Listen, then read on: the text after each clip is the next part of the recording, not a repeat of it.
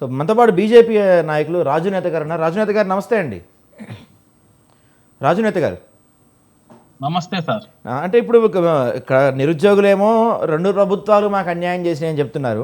కానీ బీఆర్ఎస్ నాయకులేమో దాదాపు మేము 2,10,000 ఉద్యోగాలకు నోటిఫికేషన్లు ఇచ్చాం, దాదాపు 1,60,000 నియామకాలు కూడా చేశాము. దాంతోపాటు మేము లోకల్స్కి 90% ఉద్యోగాలు అనేక పోరాటాలు చేశాము. సో ఈ కాంగ్రెస్తో మాకు పోలికేంటి, మేము నిరుద్యోగుల కోసం చాలా చేశాం, కానీ కొన్నిటి వల్ల పేపర్ లీక్ వల్ల ఇలాంటి కొన్నిటి వల్ల మేము ఓడిపోయాము. నిరుద్యోగులకి తెలంగాణ రాష్ట్రంలో ఏమైనా చేసిందంటే మేమేం చెప్తున్నారు.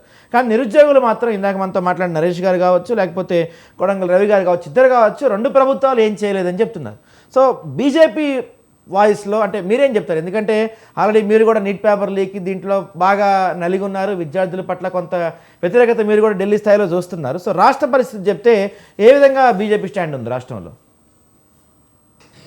ఎస్, అందరికీ గుడ్ ఈవినింగ్ అండి. డిబేట్ లో పాల్గొంటున్న వాళ్ళందరికీ కూడా ఈరోజు తెలంగాణ రాష్ట్రంలో నిరుద్యోగ యువత యొక్క జీవితాలను ఛిద్రం చేస్తున్నటువంటి పార్టీ ఏదైనా ఉందా అంటే కాంగ్రెస్ పార్టీ. నిరుద్యోగులను పట్టించుకోకుండా ప్రతినిత్యం వాళ్ళను వేధింపులకు గురి చేస్తూ, ఇందాక మీ నిరుద్యోగ మిత్రులు మాట్లాడుతూ చెప్పారు, ప్రతిరోజు మేము ఏదైనా నిరసన వ్యక్తం చేసే ప్రయత్నం చేస్తే పొద్దున్నే లేచి పోలీసు వాళ్ళు మా ఇంటి దగ్గర ఉంటున్నారు, తీసుకుపోయి పోలీస్ స్టేషన్ లో కూర్చోబెడుతున్నారు అని చెప్పేసి. అంటే తెలంగాణ రాష్ట్రంలో నిరసన తెలిపేటువంటి హక్కును కూడా కాల రాస్తున్నారు. అంటే ఈ కాంగ్రెస్ పార్టీ నిరుద్యోగుల పట్ల ఏ రకమైనటువంటి వైఖరి ఉన్నదో ఒకసారి అర్థం చేసుకోవాల్సినటువంటి అవసరం ఉంది. ఇందిరా పార్క్ దగ్గర ధర్నా పెడితే దీక్షలను భగ్నం చేస్తున్నారు, ర్యాలీలను చేస్తే అక్రమంగా అరెస్ట్ చేసి పోలీస్ స్టేషన్ లో పెడుతున్నారు. ఇంకా పైపెచ్చు విద్యార్థులకు నిరుద్యోగులను మీ మీద కేసులు బనాయించి జైలుకు పంపుతామని చెప్పేసి కూడా చాలా చోట్ల బెదిరిస్తున్నారు. రీసెంట్ గా దిల్సుఖ్ నగర్ లో చూడండి, మెరుపు ధర్నా అని చెప్పేసి అక్కడ స్టడీ సర్కిళ్లలో చదువుకునే వాళ్ళు, కోచింగ్ సెంటర్లలో కోచింగ్ తీసుకున్నటువంటి విద్యార్థులు, నిరుద్యోగులు అందరూ కూడా వెంటనే 2 లక్షల ఉద్యోగాలకు నోటిఫికేషన్లు జారీ చేయాలనేటువంటి డిమాండ్ తోని మెరుపు ధర్నా చేసిరు. పెద్ద ర్యాలీ తీస్తే రాష్ట్ర వ్యాప్తంగా చర్చనీయాంశం అయింది. కానీ ఈ రాష్ట్ర ప్రభుత్వం ఇట్లాంటి ధర్నాలు, ర్యాలీలు ఎన్ని చేసినా కూడా నిరుద్యోగులను పట్టించుకున్నటువంటి పాపాన పోలేదు. నిన్నటికి నిన్న అశోక్ నగర్ లైబ్రరీ దగ్గర కూడా పెద్ద ఎత్తున ఆందోళన కార్యక్రమాలు కూడా చేయడం జరిగింది.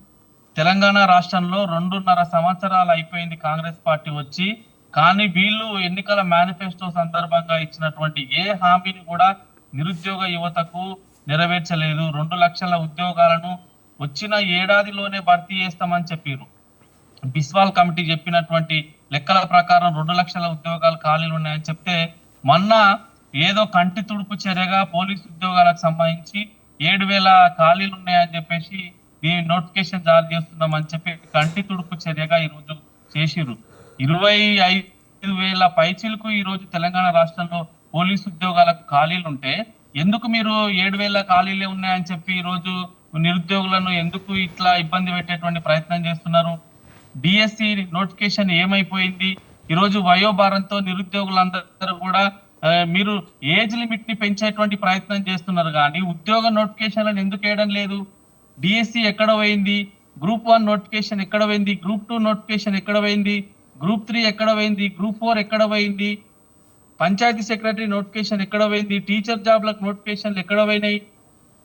ఎందుకు ఈ రకంగా ఈరోజు ఇంజనీరింగ్ చదివినటువంటి విద్యార్థులకు ఈ రోజు రావాల్సినటువంటి నోటిఫికేషన్లు ఏఈలు కానీ, తర్వాత అగ్రికల్చర్ బిఎస్సి చేసిన వాళ్ళకు కానీ, ఏఈఓలు కానీ ఎక్కడ పోయినాయి నోటిఫికేషన్లు అన్ని కూడా?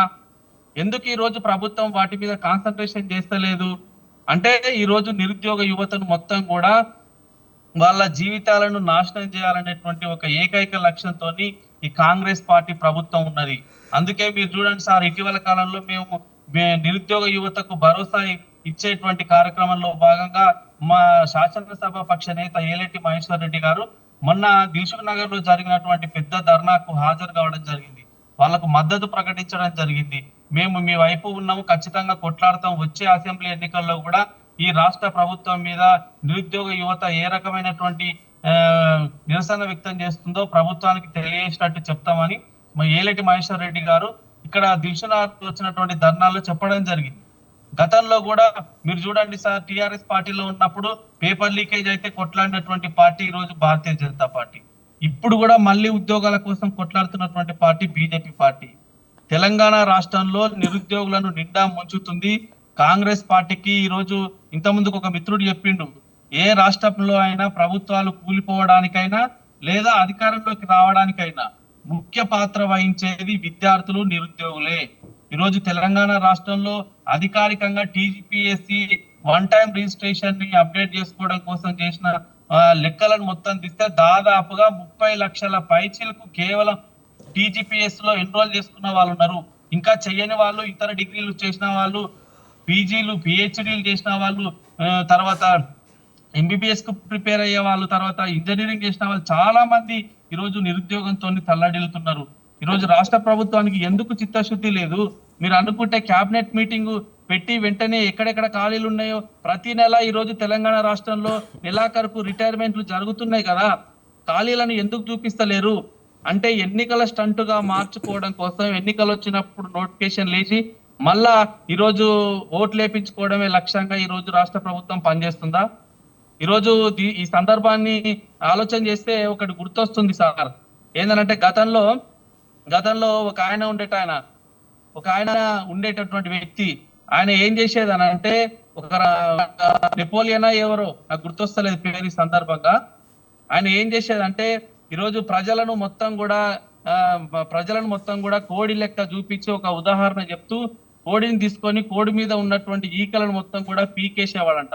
ఆ కోడికి నొప్పి లేసేది, కానీ కోడి ఎటువంటి అంత ఈకలను మొత్తం పీకేస్తున్నా గానీ, కోడి నొప్పి లేచి అరుస్తున్నా గానీ ఆ రాజు దాన్ని పట్టించుకోకుండా చేస్తే చివరికి ఆ కోడిని కింద వదిలేసి కొన్ని బియ్యం గింజలను దానికి వేసేవాడంట. వేస్తే అప్పుడు ఆ కోడి అదంతా కూడా మర్చిపోయి మళ్ళీ ఆ బియ్యం తిని ఈ రోజు నొప్పిని మర్చిపోయేటువంటి ప్రయత్నం చేసింది.